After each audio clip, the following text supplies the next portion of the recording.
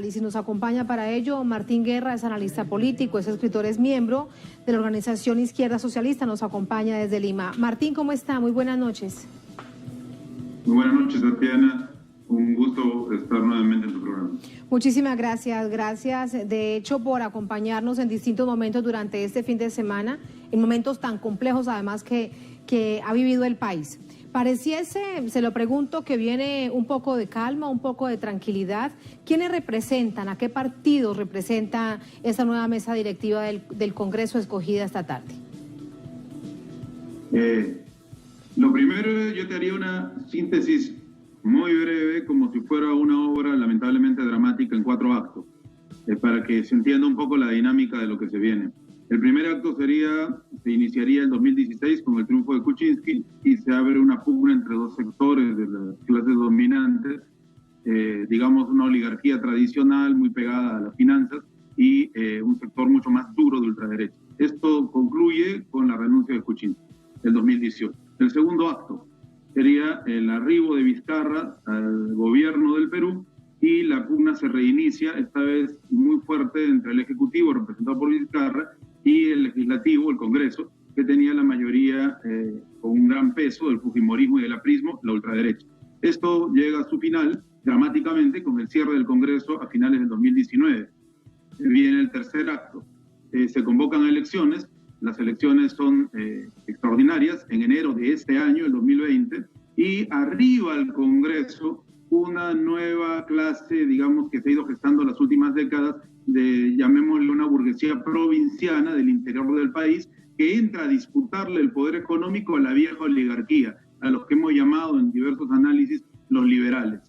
Esto concluye hace una semana con la vacancia de Vizcarra y tuve Manuel Merino al gobierno, pero al no poder sostenerse, en lugar de crear su gabinete ministerial con aquellos con los que había luchado la vacancia, se lo otorga a la extrema derecha, que ya no estaba, había sido cerrada en el Congreso anterior, y aparecen pues miembros de una organización muy oscura llamada la Coordinadora Republicana, fascistas, ultraconservadores, entre ellos el presidente del Consejo de Ministros, Antero Flores Arauz, saliente, y regresan los fujimoristas y los apristas. Entonces, esto concluye lamentablemente con la pérdida de 2 compatriotas nuestros, Brian Pintado Sánchez, de 22 años, ayudante de obrero, Inti Sotelo Camargo, estudiante de 24 años, héroes civiles de las luchas por la libertad en el Perú. Pero también, de manera positiva, los jóvenes y en realidad muchos sectores del país salen a protestar a las calles. Se procede a una inusitada manifestación de violencia que ha sido dirigida definitivamente de los altos mandos. No se puede culpar a los policías que hayan actuado individualmente, obviamente tienen responsabilidad, pero eso ha sido totalmente dirigido. Los medios de comunicación más pegados a la derecha tradicional se prestan, digamos, a los liberales a desmontar el régimen de Merino y iniciamos ahora el cuarto acto. El cuarto acto comienza con el derrocamiento de Merino y el Congreso tiene que elegir un nuevo consejo directivo y anoche se da pues la posibilidad de que Rocío Silva Santiesteban, digamos una socialdemócrata, una demócrata liberal, asuma la presidencia del Congreso y por lo tanto de la República. El mismo Partido Morado que estaba en lista unitaria, el mismo Francisco Sagasti, hoy presidente del Congreso, anuncia que no va a ir en esa junta. Eso debilita el proceso, después vuelve a estar en la junta. Al final se hace toda una campaña en contra de la elección, diciendo que la izquierda radical estaba asumiendo el control del Congreso, lo cual no era cierto, ojalá hubiera sido cierto, y se pasa hoy a otra elección, resultando ya una lista donde hay varios partidos, entre ellos el Partido Morado, con su congresista y ahora presidente del Congreso, Francisco Sagasti, y va a ser pues el presidente de la República. Pero hay algo que ha pasado, Tatiana, en todo este tiempo, que ha aparecido la calle. Las pugnas eran solamente antes al nivel de las élites, con pequeña participación de hastío popular o de rechazo. Esta vez la calle ha sido rotunda. Entonces lo que se viene ahora es custodiar este proceso solo de transición, porque la pugna no ha terminado. Los intereses por los capitales de las universidades privadas y las licencias están ahí. los intereses por los dineros y los recursos naturales de la reactivación económica en pandemia está ahí. Igual, del mismo modo, otra serie de negocios que, entre ellos, el presupuesto de los partidos políticos está ahí también como parte de la disputa. Entonces va a ser un gobierno difícil, de breves 5 meses, pero que va a tener que transitar hacia las elecciones que viene en el 2021, año del Bicentenario para el Perú. Sí. Lo que se viene es un control de la calle y una elevación de la conciencia. Martín, nos dices todo esto realmente bastante sintético para entender tanto que ha pasado del 2016 a la fecha. Pero si revisamos en este momento los partidos políticos que representan a esa nueva mesa directiva, que será fundamental además ahora en el Ejecutivo, ¿qué relación tienen con esa vieja clase política tradicional? ¿Qué tanto hay de legitimidad en quiénes son esos rostros y a quiénes representan? Bueno, de los 4 integrantes de la mesa directiva, 3 pertenecen a partidos tradicionales de la derecha liberal. El Partido Morado, que se vende como si fuera algo novedoso, pero en realidad son tecnócratas, desde el mismo presidente Sagasti hasta el candidato Guzmán, tecnócratas que han estado ya en gobierno. El presidente Sagasti ha sido asesor de Yehude Simón, ha sido asesor de Jorge del Castillo, todos primeros ministros o presidentes del Consejo de Ministros, mejor expresado, ha sido asesor de una serie de gobiernos anteriores, o sea, no viene de la nada y trabaja para el Banco Mundial, ¿no? Sabemos qué significa el Banco Mundial en la geoestrategia de la geopolítica de nuestro continente y del mundo en realidad. Entonces, los liberales han salido victoriosos en esta contienda que se inició o que se comenzó a tornar más evidente el 2016. Y también está una miembro del Frente Amplio, que es pues de izquierda, ¿no? Entonces en minoría. Y está un Congreso que ha votado ahora en mayoría por esta Junta para salir del asunto, para que no suba nadie que pueda ser medianamente crítico y que pueda significar un ascenso de las luchas sociales. Entonces, la pugna está todavía soterrada, pero es la derecha la que está en el gobierno, no nos hagamos otro tipo de ilusiones. En todo caso, no son aquellos representantes de los partidos políticos que están tan desgastados, te lo pregunto, vinculados con actos de corrupción. Recordemos esta cifra de los 68 congresistas que estuvieron como parte de la vacancia de Martín Vizcarra, todos ellos con investigaciones por corrupción. Eso tienes toda la razón. Definitivamente ha sido un duro golpe a la ultraderecha, a la mafia enquistada en el Congreso y en las instituciones del Estado. No creo que en 5 meses se limpie aquello totalmente, ni se tenga la intención de hacerlo.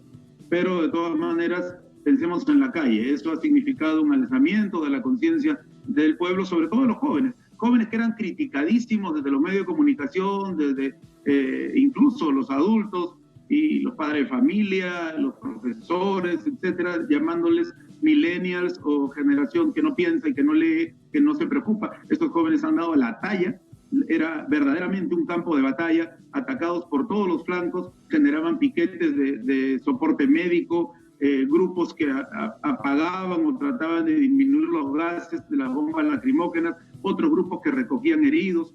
Ha sido de verdad un hecho impresionante y ni siquiera se conocían, se conocieron en la lucha. Y eso ya no va para atrás.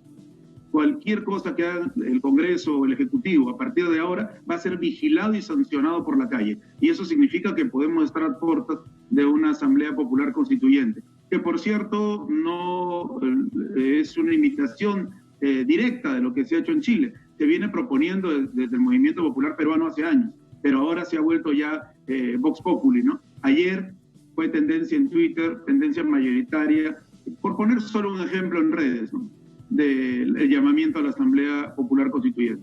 Sí, en todo caso, cuando nos hablas de Chile, es lógico tomar referentes de tanta lucha del estallido social en Chile, pero valga recordar que en Chile no se vivirá una asamblea popular ni nacional constituyente, se va a vivir es una convención constitucional y hay un fuerte sector de la derecha que ha cooptado precisamente esa votación del plebiscito por el sí. Solamente para recordar que hay que tener mucha atención sobre cómo se dan todos estos procesos populares. Ahora, hablando de la calle y de la indignación popular, Martín, el presidente, bueno, que mañana estará ya en funciones formalmente, pero el congresista Sagasti, hoy hacía referencia precisamente a esa calle, a esa movilización y a esa indignación. Uno se pregunta, él porque sí ha logrado entender, y esa es la lectura que uno percibe también en el análisis político de su discurso, y todos los otros 100 congresistas nunca entendieron es que ese nivel de indignación podría llevar a la gente a las calles. Ha habido en nuestro país un desgaste de la participación política desde la derecha, lamentablemente, y también de un sector de la izquierda. Es decir, no eran políticos en el concepto tradicional del término, ¿no?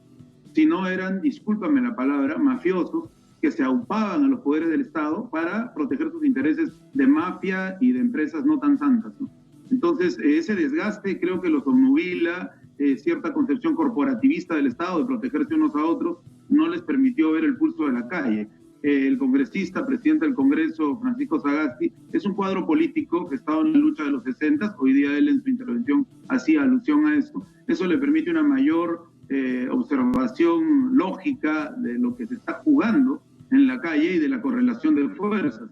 Es por eso que este triunfo de los liberales se torna más peligroso en realidad para los intereses económicos de las grandes mayorías. Esperemos, siempre hay que ser optimista, que se llegue a buenas decisiones, sobre todo en pandemia, ¿no? Y que permitan desahogos a nuestro pueblo con tantas familias arrojadas a la calle, pérdida de puestos de trabajo y leyes laborales en pandemia, como la suspensión perfecta de labores, que ha terminado deprimiendo aún más los bolsillos de la población, ¿no? Va a ser un gobierno en donde sí va a existir cierto uso de la táctica política, probablemente para contención de las multitudes. Ya la prensa, está la prensa concentrada en nuestro país en dos familias, lamentablemente, y está haciendo su trabajo de decir que las luchas ya terminaron y que hemos llegado a un buen puerto. No es cierto. Los problemas laborales, económicos, están vigentes. Los problemas políticos pueden haber llegado a una superación de la contradicción en este momento, ¿no? Pero vamos a ver qué ocurre. Es deseable, sí, que los jóvenes y todos los peruanos que han participado en las protestas logren un nivel de organización mayor y tengan en su momento, probablemente en 2021, una participación política decidida en los destinos de la patria. Y en todo caso, recordar lo que nos decía hace minutos Jaime Herrera, nuestro periodista desde Cajamarca, y es que hay convocatorias para nuevas movilizaciones. Entonces se entiende que hay alerta ciudadana por cualquier cosa que pueda pasar. Martín, muchísimas gracias. Correcto, por ese lo que análisis. dice Jaime es así. Sí, estaremos lo que dice Jaime es así y la gente va a estar pendiente. Y un minuto, si me permites, sí, Tatiana, adelante. hay que tener cuidado con un sector de los militares licenciados que ha aparecido. Unos son los reservistas que tienen una visión de defensa de la patria y otros son un sector de licenciados que esgrimen un discurso de ultraderecha. Hay que tener mucho cuidado con eso también, han aparecido. Bueno, y ahí brevemente preguntarte, pero ¿cuál es el nivel de peligrosidad que esto podría revestir para la democracia del país? Porque ellos, yo creo que ellos están blindando los poderes más conservadores y tradicionales. Todavía no han hecho nada, solo han participado en movilizaciones, pero por el discurso que levantan, dicen defender la patria, pero en realidad están defendiendo un sector de la patria y de ideas bastante conservadoras frente a los cambios que plantean los jóvenes, ¿no? Entonces esto todavía no es una preocupación, pero sí hay que observarlo. Hay que estar muy pendientes de ello. Gracias, Martín, gracias siempre, muy buenas noches. Gracias, Tatiana. Buenas noches. Muy buenas noches. Así nos vamos a la primera, única pausa en esta emisión de...